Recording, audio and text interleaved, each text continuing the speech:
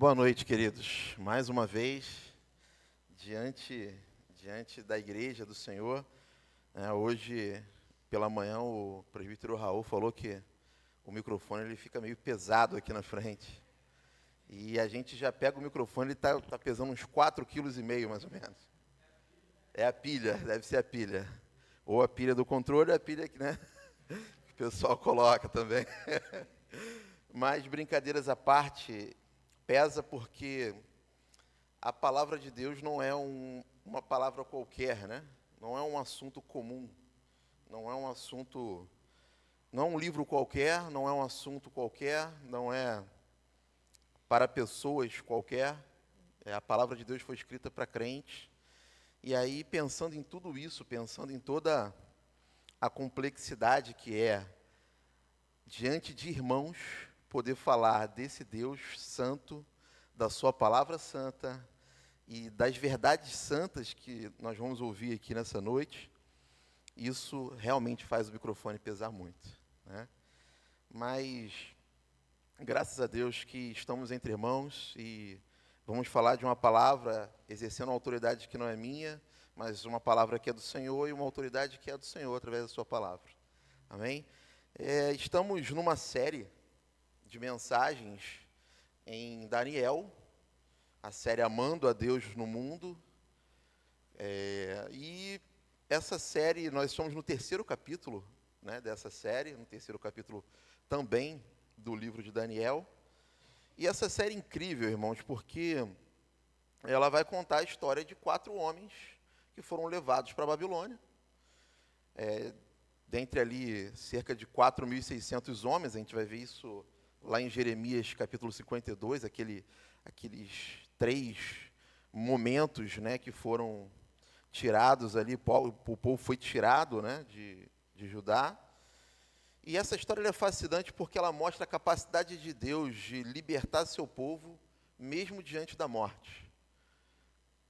Nós vamos ler de forma gradativa, mas antes de começar a ler de forma gradativa, mostrando as cenas como nós fizemos no domingo passado, eu queria ler com vocês Daniel 3, do versículo 16 ao 18. Depois eu explico para os irmãos por que nós vamos ler o meio do capítulo. Daniel 3, do versículo 16 ao 18. Eu vou ler e os irmãos acompanhem a leitura, ok? Sadraque, Mesaque e Abednego responderam ao rei: Ó Nabucodonosor, quanto a isto, não precisamos nem responder. Se o nosso Deus, a quem servirmos, quiser livrar-nos, ele nos livrará da fornalha de fogo ardente e das suas mãos, ó rei.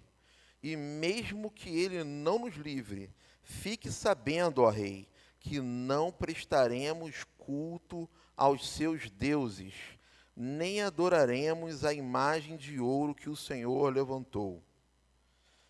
Palavra do Senhor. Isso nos enche de coragem junto com esses irmãos, e a gente vai entender um pouco, à medida que fomos expondo aqui a cena, os irmãos vão entender por que eu separei esses 3 versículos do meio do capítulo.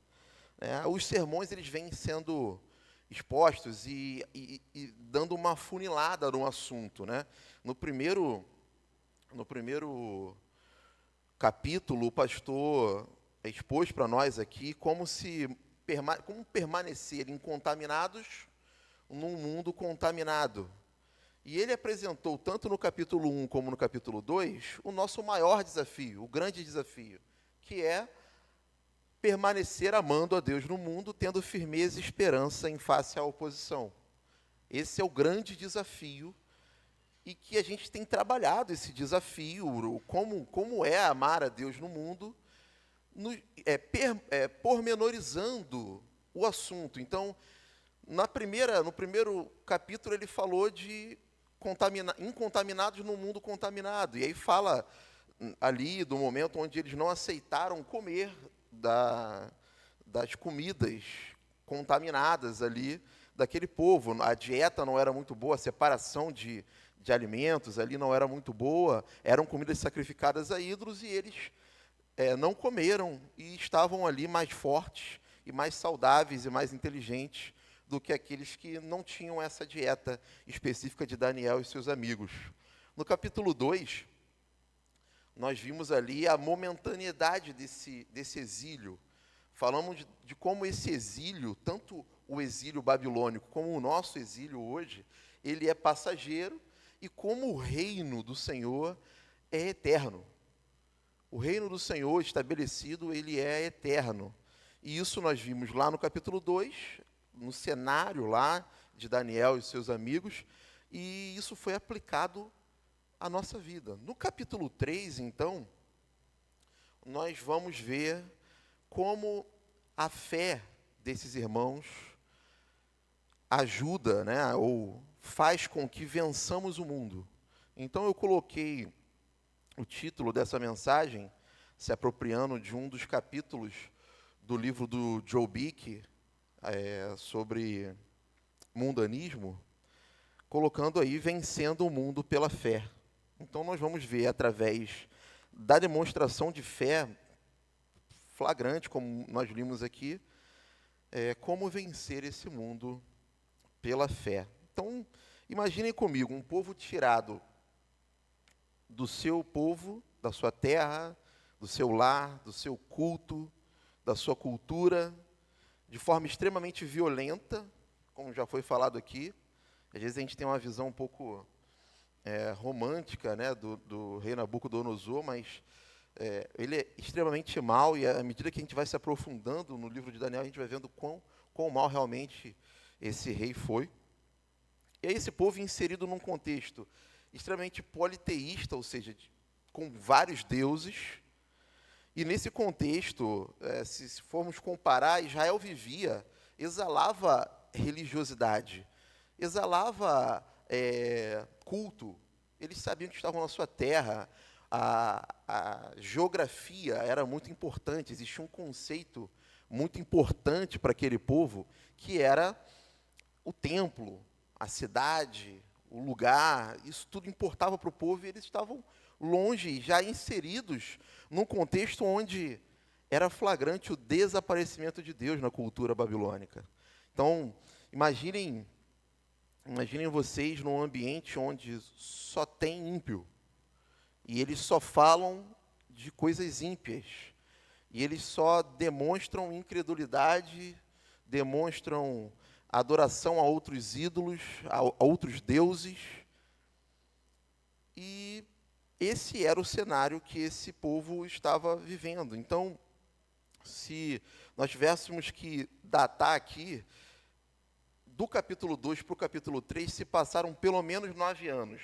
Não vai ter uma concordância dessas datas, alguns vão dizer 18 anos, mas pelo menos 9 anos. Se fosse não calcular muito, pelo menos 9 anos já teria passado do capítulo 2. E dentro desse cenário, cultura diferente, prática diferente de vida, não se falava do templo, até porque o templo não existia mais, o povo não cultuava mais o seu Deus lá no templo, não oferecia sacrifícios como nós vimos o resgate hoje pela manhã, né, estudando sobre Esdras.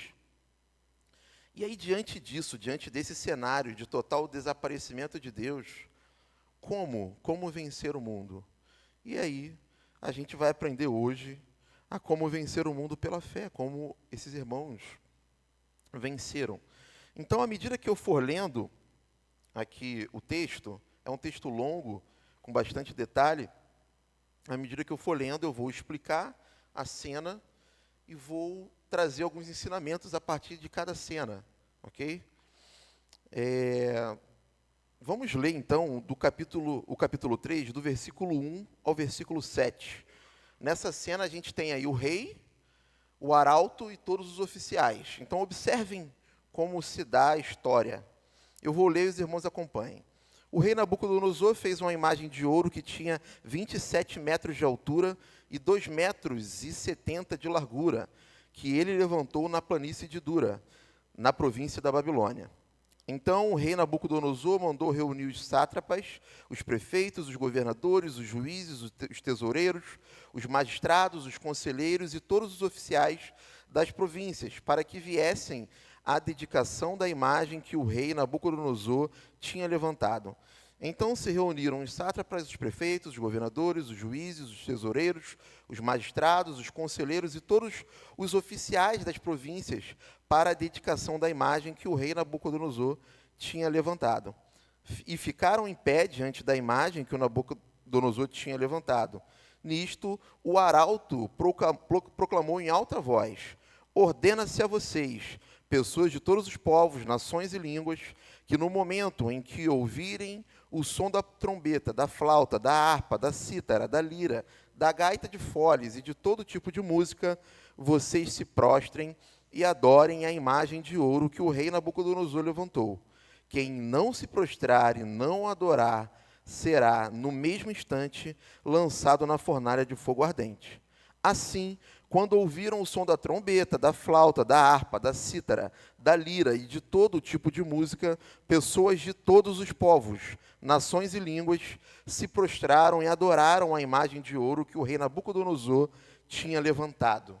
Então essa é a primeira cena, onde nós vemos ali o rei, o arauto e todos os oficiais, toda essa classe política e de autoridade que a Babilônia tinha, certo? E aí o rei ele manda fazer uma estátua de ouro, uma imagem de ouro. Eu não sei se os irmãos lembram, mas no capítulo 2, ele havia sonhado com uma estátua, certo? Cuja cabeça era de ouro e que representava ele. Curiosamente, irmãos, ele constrói uma estátua totalmente de ouro. Isso já passa uma mensagem, isso já passa uma mensagem de afronta clara àquilo que Deus havia revelado para ele no capítulo anterior. E a gente vê que ele finaliza o capítulo glorificando a Deus. Não é isso que a gente tira de conclusão quando olha lá o capítulo 2 e o final do capítulo 2, ele enaltece a Deus, ele louva ao Senhor ali, e ao Deus de Daniel, de Sadraque, Mesaque e Abednego. Não é isso? Mas aqui, ele constrói uma estátua totalmente de ouro. A estátua de lá tinha pés de barro, porque demonstrava a fragilidade daquela estátua. Essa aqui era totalmente de ouro. Ele, possivelmente, queridos, ele tinha acabado de sair de uma vitória contra os assírios.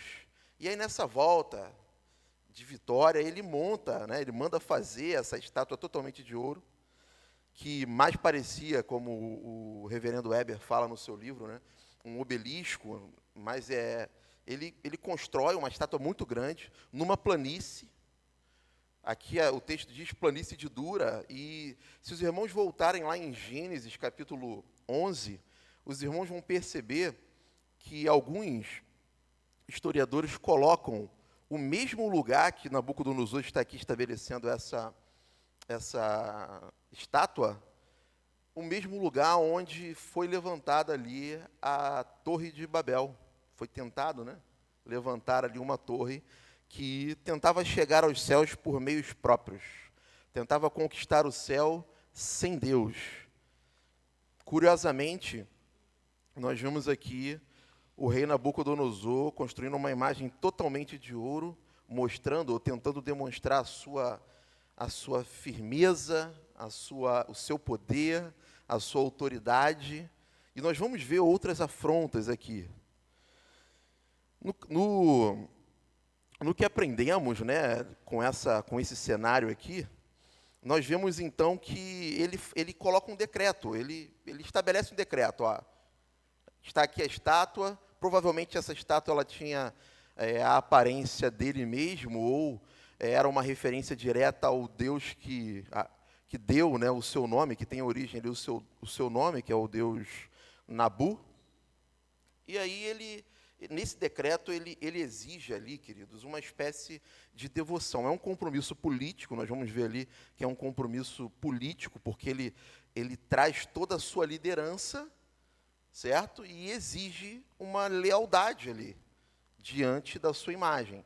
Então, é um compromisso político que ele faz ali, é uma espécie de obediência civil que ele exige de todos que estão ali, mas também é um culto aos seus deuses.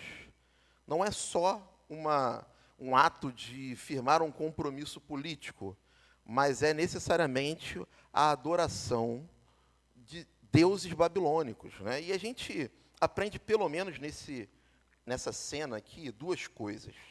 A primeira é que a gente não pode separar o que é civil, como se fosse secular, e o que é religioso, ou que a igreja é religioso, mas o que é civil é secular. Não, o meu emprego é civil, é coisa civil, é secular. Meu emprego é secular, lá eu cuido das coisas como as coisas são. E aqui na igreja, ou na minha família, ou no meu particular, eu sou crente. A gente está totalmente enganado se a gente carrega conosco esse tipo de dicotomia, porque nós estamos o tempo todo diante de Deus. Isso é que a gente às vezes esquece. Estamos o tempo todo diante de Deus. E a gente precisa aprender a enxergar a vida como um serviço a Deus o tempo todo. A vida como uma unidade. Um dos erros, né, o próprio Weber, ele trata disso no seu livro. Um dos erros comuns, quando a gente vai falar sobre visão de mundo, né, que é aquela palavrinha que o pastor usou ao expor Daniel 1, cosmovisão, a lente, né, que a gente vê o mundo, uma das coisas que a gente faz é compartimentalizar a cosmovisão. A gente pensa de um jeito na faculdade, pensa de um jeito no trabalho, pensa de outro jeito, pensa e age, ok? Pensa e age de um jeito no trabalho, pensa e age de outro jeito na igreja, e a gente tem justificativas, inclusive, para isso. E, pasmem, às vezes até mesmo bíblicas, sabe? Vem na Bíblia e busca ali alguns argumentos, construir um argumento bíblico, apesar de falso, para defender essa compartimentalização da nossa cosmovisão. O Senhor é um só e Ele exige que sejamos seus filhos, servos, obedientes, tanto na escola, na faculdade, no trabalho, em casa, na igreja dirigindo o culto, pregando, ou na igreja servindo a igreja aí embaixo, ou na igreja nos bancos, adorando ao Senhor como comunidade de fé. Nós somos, ou devemos ser, a mesma pessoa que age e pensa em todas as áreas da nossa vida. Veja o que o reverendo Eber nos ajuda a entender sobre essa cena. Ele diz aqui na sua primeira citação: ainda que a imagem seja de um Deus, precisamos enxergar essa cerimônia como tendo um caráter civil. Era uma cerimônia de um monarca e seus súditos. No entanto, a cerimônia civil não deixa de ter um caráter religioso também.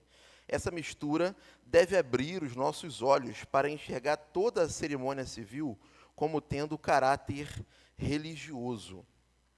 E aí tem um segundo ponto que a gente aprende com essa cena, que é, assim como o rei politeísta não exigia devoção e lealdade exclusiva, as ofertas mundanas também não exigirão.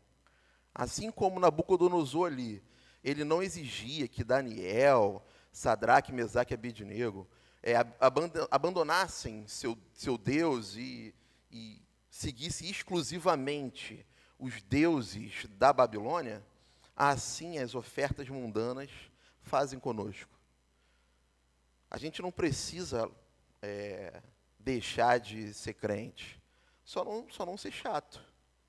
Não é assim que geralmente falam conosco? Não, você não precisa deixar de ir para a sua igreja, exercer a sua fé, enfim, ir lá domingo para a igreja, mas tem que ser família também, tem que ter amigos, tem que viver aqui a vida aqui fora e não ser chato. Veja o que o Weber também nos ajuda a entender na sua citação. O mundo não faz objeção a cristãos terem um dia especial de adoração e devoção ao nosso Deus, domingo, contanto que nossos sábados sejam gastos com muito lazer, consumismo, indo dormir tarde, não se preparando para o dia seguinte. Importantes eventos esportivos e sociais, acompanhados pela televisão ou ao vivo, quase nunca acontecem durante a semana. Sábado e domingo são os dias de grandes eventos. Queridos, o que a gente faz com o nosso sábado, isso é da nossa conta, geralmente, com Deus. Mas a gente precisa começar a perceber a sutileza dos ídolos que o nosso coração fabrica, como a gente leu em Ezequiel capítulo 14. A nossa lealdade com a segunda-feira, às vezes, é maior do que a nossa lealdade com o domingo. Já pararam para perceber isso? Eu vou dar um exemplo. A gente, no final do culto, eu não sei se isso acontece aqui, mas no final do culto a gente acelera para casa, porque afinal amanhã é segunda-feira e a gente precisa trabalhar cedo, senão a gente vai trabalhar cansado. Mas a gente poucas vezes vai fazer isso no sábado, pensando no domingo. Percebe como a gente cai nisso, a gente cai nessa armadilha do nosso coração? O domingo, o dia do Senhor, e aí como presbiterianos a gente ainda tem o capítulo 21 da confissão que nos ensina sobre o domingo. Deem uma lida lá, talvez a gente até se surpreenda. E aí, no sábado, a gente vive a nossa vida, porque o mundo já colocou essa condição. Não, a gente tem que resolver a vida de segunda a sexta, se for carioca, de segunda a quinta de preferência, certo? Porque aí a sexta já é, né, meu irmão? Ritmo de final de semana. Sextou, né? E aí, entra no sábado com os seus eventos e quando vai dormir no sábado, é que lembra que não vai dar para ir na escola bíblica dominical, porque realmente vai estar esgotado. Mas não vai deixar de pensar na segunda-feira. Não vai deixar de pensar na segunda-feira. As pessoas vão sair daqui pensando, eu vou trabalhar amanhã cedo, então eu tenho que ir embora cedo, porque eu tenho que descansar para estar pleno para a minha segunda-feira, mas não para o domingo. Volto a dizer, irmãos, o que a gente faz com o nosso sábado é realmente problema nosso com Deus. Mas a gente precisa cuidar, porque o mundo não liga mesmo se a gente vai adorar o Senhor no domingo, contanto que a gente passe a semana toda adorando outras coisas. E aí a gente vai para a cena 2, que é do versículo 8 ao 20. Vamos ler a cena 2 do versículo 8 ao 20. No mesmo instante, alguns homens caldeus se aproximaram e acusaram os judeus. Disseram ao rei Nabucodonosor que o rei vive eternamente. O Senhor, ó rei, baixou um decreto ordenando que todo homem que ouvisse o som da trombeta, da flauta, da harpa, da cítara, da lira, da gaita de foles e de todo tipo de música, deveria se prostrar e adorar a imagem de ouro, e que todo aquele que não se prostrasse e não adorasse seria lançado na fornalha de fogo ardente. Há alguns homens judeus que o Senhor, ó rei, pôs como administradores da província da Babilônia, Sadraque, Mesaque e Abednego. Esses homens fizeram pouco caso do Senhor, ó rei, não prestam culto aos deuses do rei, nem adoram a imagem de ouro que o rei levantou. Então Nabucodonosor, irado e furioso, mandou chamar Sadraque, Mesaque e Abednego, e eles foram levados à presença do rei. Nabucodonosor lhe disse: Sadraque, Mesaque e Abednego, é verdade que vocês não prestaram culto aos meus deuses, não prestam culto aos meus deuses e nem adoram a imagem de ouro que levantei? Agora, pois, se vocês estão prontos, quando ouvirem o som da trombeta, da flauta, da cítara, da harpa, da lira, da gaita de foles, prostrem-se e adorem a imagem que eu fiz. Mas se não a adorarem, serão no mesmo instante lançados na fornalha de fogo ardente. E quem é o Deus que os poderá livrar das minhas mãos? Sadraque, Mesaque e Abednego responderam ao rei: Ó Nabucodonosor, quanto a isto não precisamos nem responder. Se o nosso Deus, a quem servimos, quiser livrar-nos, ele nos livrará da fornalha de fogo ardente e das suas mãos, ó rei. E mesmo que ele não nos livre, fique sabendo, ó rei, que não prestaremos culto aos seus deuses, nem adoraremos a imagem de ouro que o Senhor levantou. Então Nabucodonosor se encheu de fúria, e o aspecto do seu rosto se alterou em relação a Sadraque, Mesaque e Abednego. Ordenou que se esquentasse a fornalha 7 vezes mais do que de costume.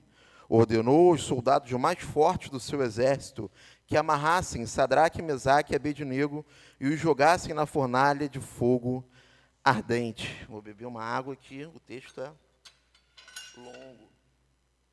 Para repetir a fala do pastor do domingo passado.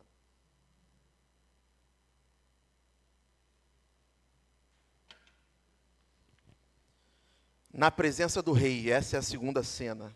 Eles estão lá diante do rei, e aí você tem os caldeus, fofoqueiros, o rei e os amigos de Daniel. Nessa cena, queridos, acontece a acusação por parte desses caldeus, que deveriam estar cheios de ciúmes. Perceberam na fala?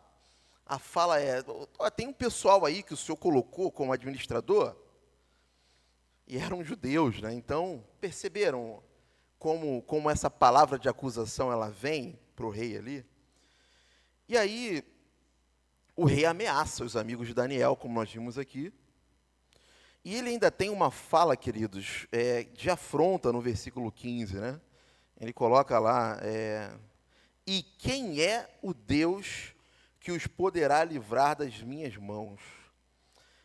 Queridos, diante disso, né, diante de todo esse cenário, a gente poderia pensar, bom, deve ser uma novidade, o rei está usando aí uma fornalha que era utilizada muito provavelmente para a fundição dos tijolos utilizados ali para fazer as obras, né, da Babilônia, da grande Babilônia. Mas se os irmãos voltarem lá em Jeremias, vamos ler lá, Jeremias 29, versículo 22.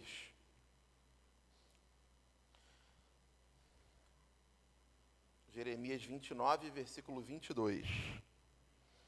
Daí surgirá nova espécie de maldição entre os exilados de Judá que estão na Babilônia. Que o Senhor faça com você o que fez com Zedequias e Acabe, os quais o rei da Babilônia assou no fogo.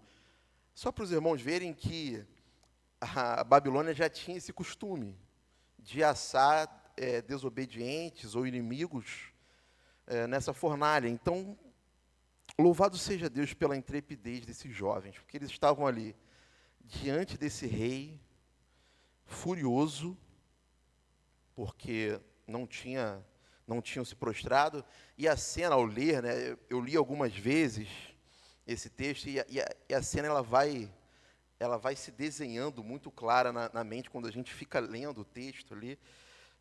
Imagina, queridos, imagina o rei ali, tinha acabado de acontecer o cenário, não se prostraram, e aí vem os fofoqueiros, ele manda chamar os amigos de Daniel, Sadraque, Mesaque e Abednego. E aí eu imagino que o rei devia estar comendo alguma coisa, sabe? Comendo alguma coisa, aquele incômodo chega diante dele, aquele assunto desagradável chega diante dele, e ele, olha, eu acho que vocês não entenderam, eu vou mandar tocar de novo, e aí a gente resolve logo isso, vocês se prostram, e resolve, ok? E aí é uma afronta direta ao Deus de Sadraque, Mesaque e Abednego. Que Deus poderá livrar da minha mão? Que Deus? Ou é amnésia, ou ele tinha realmente feito uma afronta direta ao Deus Altíssimo, que ele havia conhecido o poder em Daniel 2. E esses homens, queridos, eles, diante do rei, eles confessam a sua fé. Eles declaram a sua fé publicamente. Eles colocam para fora a sua fé. Eles colocam para fora aquilo que eles criam.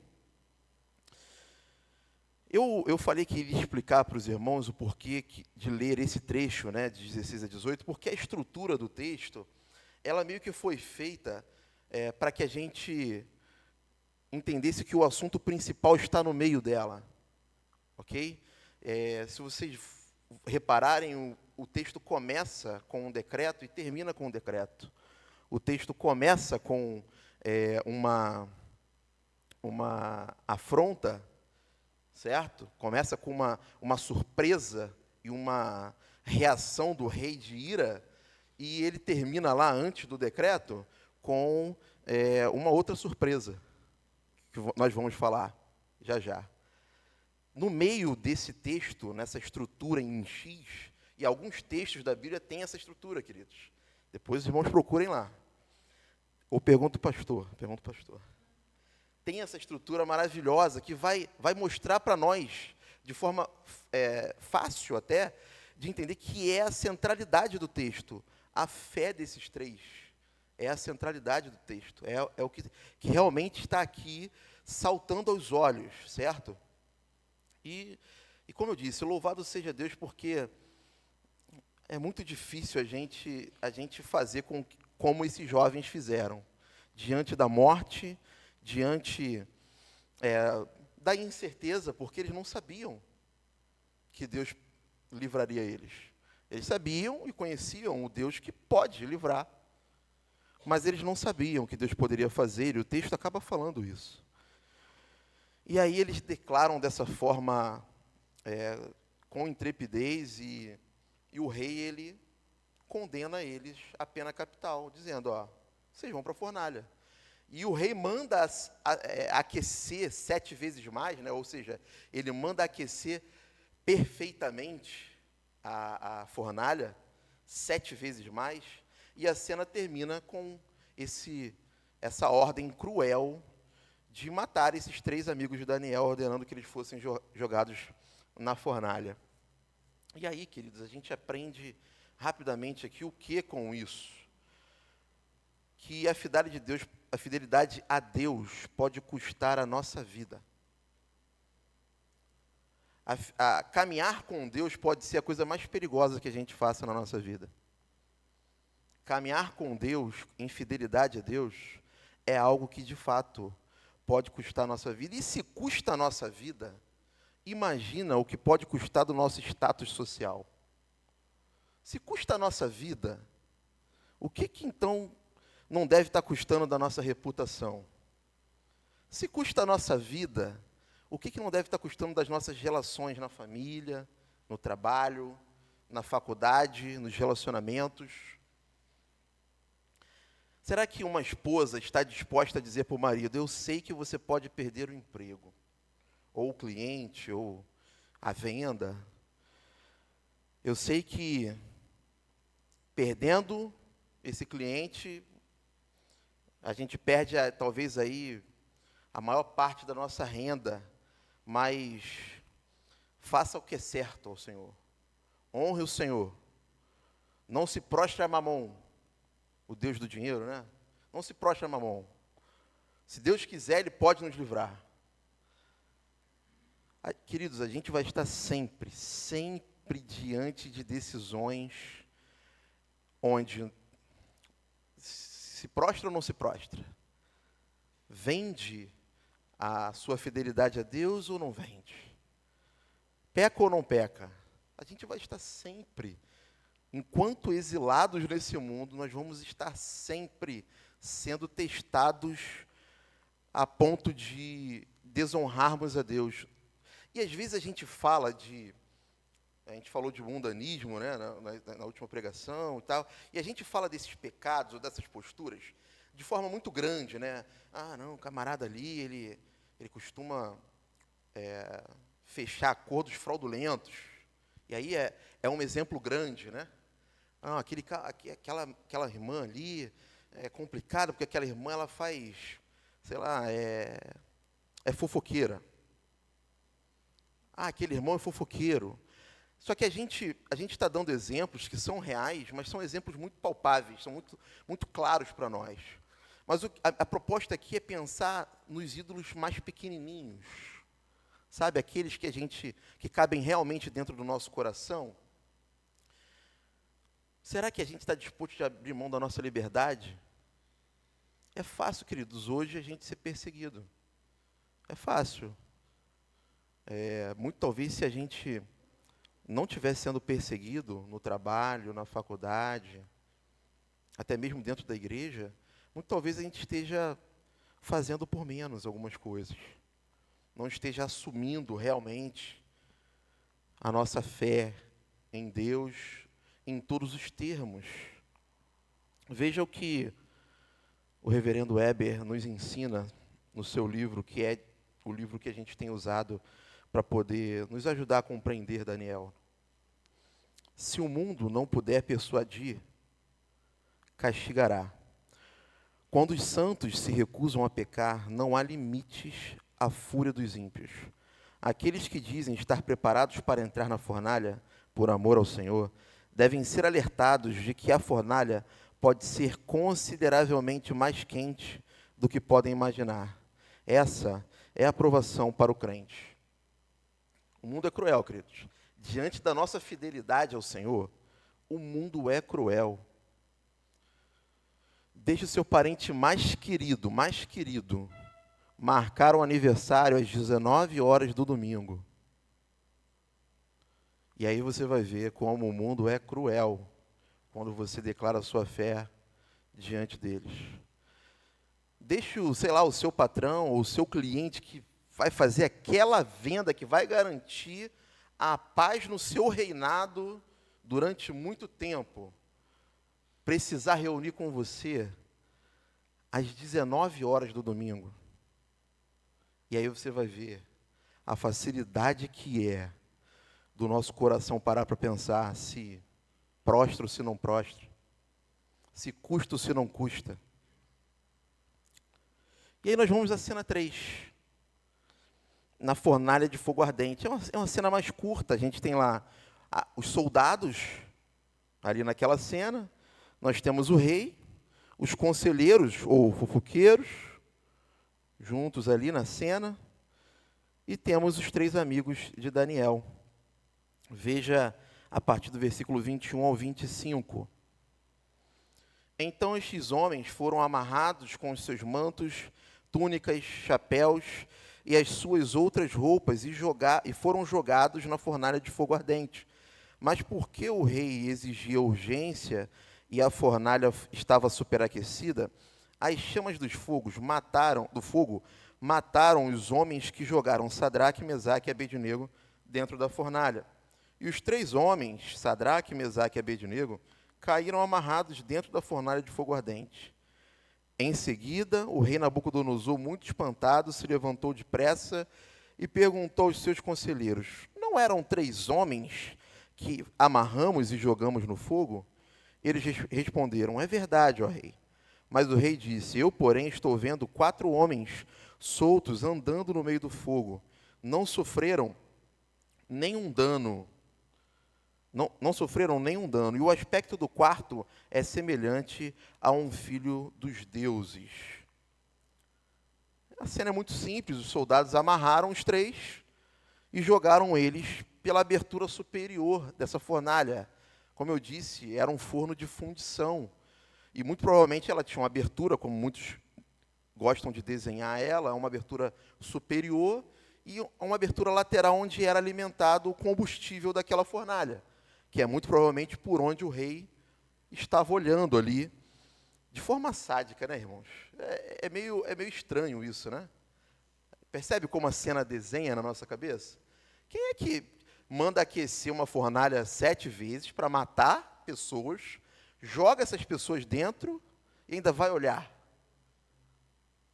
É muita maldade, muita maldade. E aí esses soldados jogam, mas eles são mortos. E aqui está a ironia desse momento.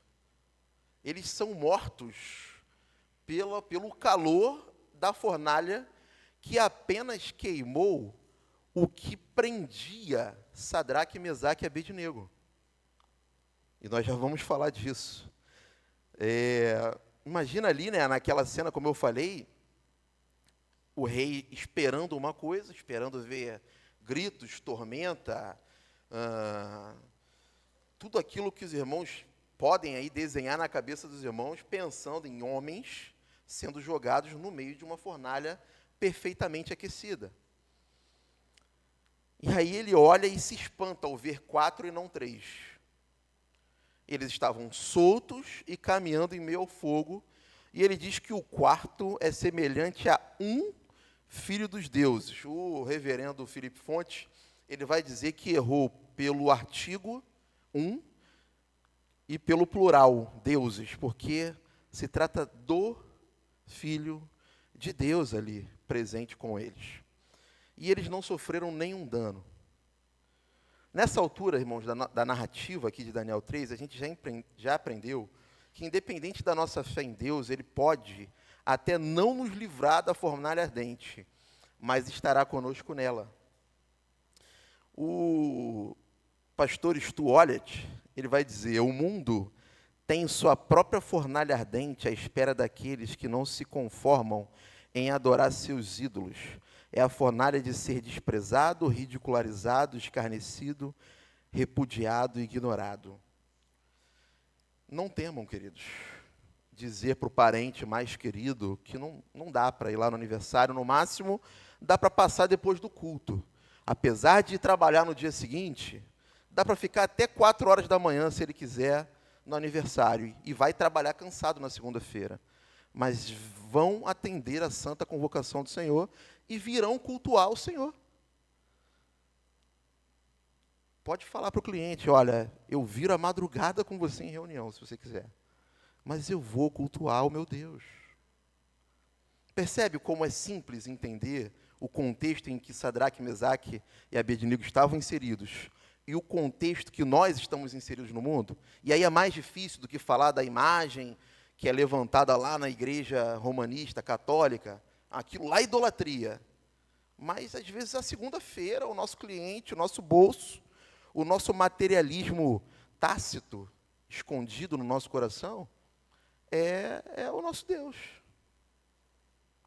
E aí, rapidamente, a gente vai para a cena 4, que é o fim dessa cena, né? dessa narrativa, que está ali no verso 26 a 30. Então Nabucodonosor se aproximou da fornalha de fogo ardente e gritou: Sadraque, Mesaque e Abednego, servos do Deus Altíssimo, venham para fora, venham cá. Então Sadraque, Mesaque e Abednego saíram do meio do fogo. Os sátrapas, os prefeitos, os governadores e conselheiros do rei chegaram perto deles e viram que o fogo não teve poder algum sobre o corpo deles. Os cabelos da cabeça não foram chamuscados, os mantos não sofreram mudança e eles não estavam com cheiro de fumaça. Nabucodonosor disse: Bendito seja o Deus de Sadraque, Mesaque e Abednego, que enviou o seu anjo e livrou os seus servos, que confiaram nele, pois não quiseram cumprir a palavra do rei, preferindo entregar o seu corpo a servir e adorar um Deus que não era o Deus deles. Portanto, faça um decreto, ordenando que todo povo, nação e língua que disser blasfêmia contra o Deus de Sadraque, Mesaque e Abednego seja despedaçado e que as suas casas sejam reduzidas a ruínas, porque não há outro Deus que possa livrar como este. Então o rei fez prosperar Sadraque, Mesaque e Abednego na província da Babilônia. Antes de explicar a cena, eu já quero fazer uma ressalva. Ele não se converteu aqui, amém, irmãos? Não se converteu no final do capítulo 1, não se converteu no final do capítulo 2, e ele não se converteu aqui. Nabucodonosor não está aqui de coração louvando ao Deus que é o único Deus. É mais um Deus no panteão dele. Sabe quando Paulo dá de cara com o panteão grego? É mais ou menos a mesma coisa. Aliás, é a mesmíssima coisa.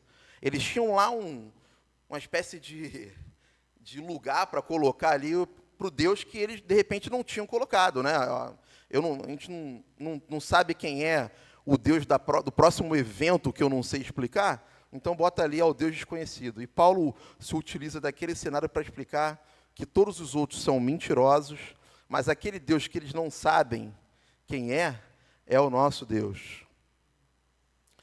Queridos, aqui, nessa cena onde está o rei, os oficiais, os amigos de Daniel, na primeira parte da cena, o rei chama eles para fora da fornalha, as testemunhas que estavam em volta, não só o rei, mas as testemunhas que estavam em volta, elas ficaram impressionadas por Deus ter livrado aqueles garotos da forma milagrosa que foi. Imagina a cara dos acusadores nessa altura do campeonato, irmãos. Imagina o semblante dos céticos. O rei bendiz a Deus e baixa outro decreto. E como eu disse, ele só está dando liberdade para que Sadraque, Mesaque e Abednego adorassem ao seu Deus ali e não se prostrasse àquela estátua que ele fez. E aí tem dois ensinos rápidos aqui para a gente falar das características dessa fé e encerrar.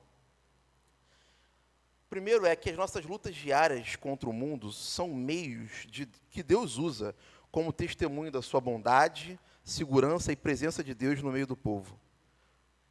Deus nos coloca nessas condições, nessas situações, para servir de testemunho não só para nós, mas para outros também. Perceba que os que estavam em volta ali ficaram impressionados com o que aconteceu. Eles viram o poder de Deus claramente no sofrimento, ou na expectativa que eles tinham do sofrimento de Sadraque, Mesaque e Abednego. E o segundo ensinamento que a gente pode tirar aqui é a prova de que, a despeito do desaparecimento de Deus na cultura do mundo, né, que a despeito desse desaparecimento, ele não desapareceu do coração de Sadraque, Mesaque e Abednego e não desaparece do nosso coração. Sadraque, Mesaque e Abednego estavam ali na fornalha, acompanhados, e nós hoje estamos aqui acompanhados nas nossas lutas diárias. E com isso, queridos, eu queria ressaltar 3 características marcantes dessa fé de Sadraque, Mesaque e Abednego que vence o mundo. Eles possuíam uma fé inconformada com o mundo. Esse é o primeiro ponto. Eles possuíam uma fé que não se prostrou à prática de todo aquele povo. Diferente de todos os outros, no versículo 7, a palavra e todos se prostraram, a palavra ali é mais ou menos se jogaram, sabe? Quando tocou lá, eles se jogaram no chão, porque na dúvida se joga para não dar a entender nada para o rei Nabucodonosor. Diferente deles, que demonstravam claramente o desaparecimento de Deus de suas vidas, Sadraque, Mesaque e Abednego não tinham o mesmo coração que eles, não tinham a mesma fé que eles, não deixaram a água entrar dentro da canoa. Já ouviram essa história?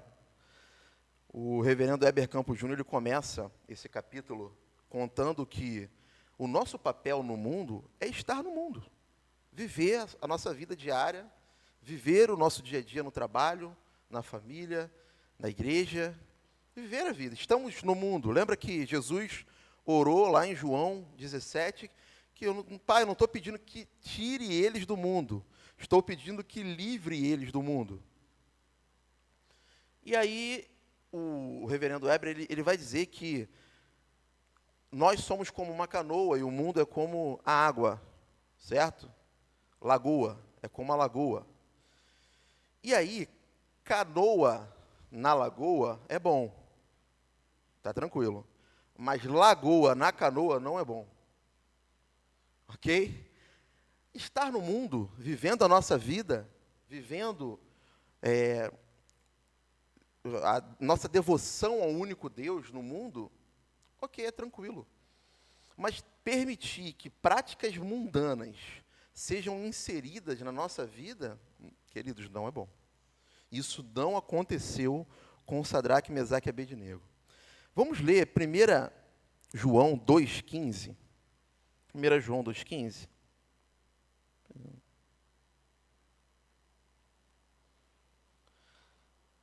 Não amem o mundo, nem as coisas que há no mundo. Se alguém amar o mundo, o amor do Pai não está nele. 16. Porque tudo o que há no mundo, os desejos da carne, os desejos dos olhos e a soberba da vida, não procede do Pai, mas procede do mundo. 17. Ora, o mundo passa, bem como os seus desejos. Mas aquele que faz a vontade de Deus permanece para sempre. Sadraque, Mesaque e Abednego não amavam o mundo. Eles não conheciam as palavras de João, mas eles conheciam o Deus que eles criam. E esse é o segundo ponto da característica da fé deles. Eles conheciam o Deus em quem criam. Salmos 34, verso 7. Vamos abrir rapidamente. Salmos 34, verso 7. O anjo do Senhor acampa-se ao redor dos que o temem e os livra. Isaías 43, 2. Isaías 43, 2.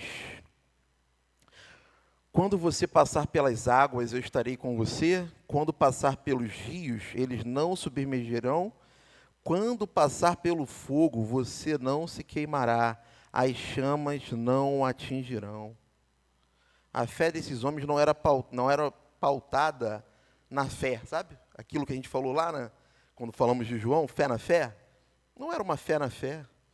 Era fé em Deus. Sabiam quem era esse Deus. Sabiam o que esse Deus já tinha feito. Libertou o povo do Egito. Prometeu que estaria lá, passando pela água, passando pelos rios, passando pelo fogo com eles. Então eles poderiam até não ter certeza de que Deus iria livrá-los, mas eles estavam dispostos a ir até o fim com isso. Por quê? Porque nós vamos ao terceiro ponto. Eles consideravam a obediência aos mandamentos de Deus melhor do que a vida deles. Eles consideravam obedecer a Deus muito mais do que garantir a sua própria vida. Salmos 63, 3 vai dizer, porque o Senhor, o seu amor é melhor do que a vida, não é isso? A tua graça é melhor do que a vida. Por isso os meus lábios te louvam. Nós vamos ver também em Mateus 10, versículo 28, uma orientação muito clara de Jesus, muito assim, marcante de Jesus. Não temam os que matam o corpo, mas não podem matar a alma. Pelo contrário, temam aquele que pode fazer perecer no inferno tanto a alma como o corpo. Então, nesse terceiro ponto, queridos, eles consideravam que obedecer a Deus, que pode matar tanto a alma como o corpo, para padecer no inferno eternamente, muito mais obedecer a Ele do que aos homens. E nós vimos isso em toda a narrativa bíblica. Nós lemos Êxodo 20 algumas vezes, e ali era uma quebra direta do primeiro e do segundo mandamento. Eles iriam quebrar o mandamento de ter um único Deus, iriam quebrar o mandamento de se prostrar a deuses falsos, a ídolos construídos por mãos humanas, e não exclusivamente ao Deus de Israel, que é o único Deus. Então eles estavam dispostos a morrer pelo que criam. Essa é a terceira e última característica da fé. E aí, queridos, nós tiramos algumas aplicações para nós. Como eu falei, o mundo não tem problema com múltiplas lealdades. Não tem. A gente precisa sair daqui hoje entendendo que o que mais o mundo quer não é que você abandone a sua fé em Deus. Não é. Não da forma como ele pensa, ok? Mas que, praticando aqui a religiosidade dominical, todo domingo, vindo à igreja, firmes no PG, firmes no clube do livro, na oração de sexta-feira, e aí, sabe, nessas práticas, ele não quer que você largue isso, contanto que você seja fiel àquilo que o mundo colocar diante de você. Então, cuide para que seu coração não esteja fabricando ídolos de uma forma sutil. E não se conforme com o mundo. Todos lá, queridos, se prostraram. Mas lembra da frase que todo mundo aqui já ouviu? Da própria mãe, ou do próprio pai, ou de um responsável? Você não é todo mundo. Não é isso? Nós não somos todo mundo, queridos. Nós somos filhos de Deus. Uma outra aplicação para nós é fortaleça a fé que vence o mundo em você. Essa fé, que falamos de 3 características aqui, é a fé que vence o mundo. Uma forma prática de usar a fé para vencer o mundo é permanecer com os olhos na eternidade e não nas coisas do mundo. Se a gente realmente ficar de olho nas nossas necessidades, na moral do cotidiano, sabe? Aquilo que é certo e errado, de acordo com o público, com o meio que a gente está inserido, a gente vai pecar, queridos, a gente vai se render aos ídolos do nosso coração. E a gente nem vai perceber. Então, uma forma de se fortalecer nessa fé que vence o mundo é estar com os olhos na eternidade. O que é que nos espera? Então, ao orar pela manhã, se pergunte o que é que nos espera. Senhor, te agradeço porque hoje é mais um dia que vamos te louvar, mas vamos chegar na eternidade. Estaremos contigo, pertinho, te louvando, te agradecendo. Olhar para a eternidade, queridos, é uma forma, tem muitas, mas é uma forma de não ceder aos desejos desse mundo. Veja, ora, o mundo passa, bem como os seus desejos, mas aquele que faz a vontade de Deus permanece para sempre. O juízo para este mundo virá indubitavelmente. Por isso, mantenha-se distante das sugestões mundanas, até mesmo aquelas que vêm apenas de nossas mentes. Eu não coloquei aqui, mas, se eu não me engano, foi o próprio reverendo Weber que colocou, mundanismo não é só as tentações ou as práticas que a gente tem públicas, mesmo sendo crente, sabe? Faz de tudo errado, mas é crente. Não, são coisas que a gente faz sozinhos também, no nosso quarto, sozinhos, com a nossa mente. Sabe quando a gente deixa a nossa mente inútil, a nossa mente a serviço apenas do entretenimento, que sempre foi criticado pela história, mesmo antes da TV, até a mais fina poesia, né? Acho que Platão falava isso. Pode ser drástica, pode ser danosa, se a gente viver uma vida só de entretenimento. Então, fortaleça a sua fé com a eternidade, pensando na eternidade. E por último, queridos, creia na obra daquele que já venceu o mundo. E esse aqui eu considero o ponto mais importante de aplicação prática. Creia na obra daquele que já venceu o mundo. Quem venceu o mundo? João 16:33 vai dizer para nós quem venceu o mundo. Jesus venceu o mundo. Ele vai dizer, no mundo tereis aflição, fornalhas, muita oferta idólatra, mas tende bom ânimo. Eu venci o mundo. Estou lendo uma outra versão, né? Falei essas coisas para que em mim vocês tenham paz. No mundo, vocês passam por aflições, mas tenham coragem, eu venci o mundo. Queridos, diferente de Sadraque, Mesaque e Abednego, que foram para a fornalha e tiveram a companhia do Filho de Deus lá, esse que venceu o mundo, que é Jesus, o nosso Senhor, venceu o mundo na cruz sozinho, sem a companhia do Pai. Creia nele, queridos. Creia nele. Não tem como viver esse mundo, vencer esse mundo sem crer nele. Os três não sofreram o abandono que Jesus sofreu na cruz. Os três não deram a vida por nós, nem por si mesmos. Mas Jesus deu a vida por nós. E mais do que isso, Ele nos livrou do fogo eterno, que nós todos aqui merecíamos, todos nós merecíamos. A grande fornalha, que sim, vai estar aquecida perfeitamente. Ele nos livrou dela, queridos. Ele morreu na cruz, sozinho. E nós não estamos sozinhos. Nem chegamos perto daquela fornalha e nós não estamos sozinhos. A fé que vence o mundo, o Deus que venceu o mundo sozinho, que nos prometeu o Consolador que veio e está conosco até hoje. Creia nele, queridos. A glória é de Deus, a glória é para Deus, é tudo para Deus. Creia nele. A fornalha não é mais o nosso destino. Que Deus abençoe a vida de vocês. Eu quero orar por vocês.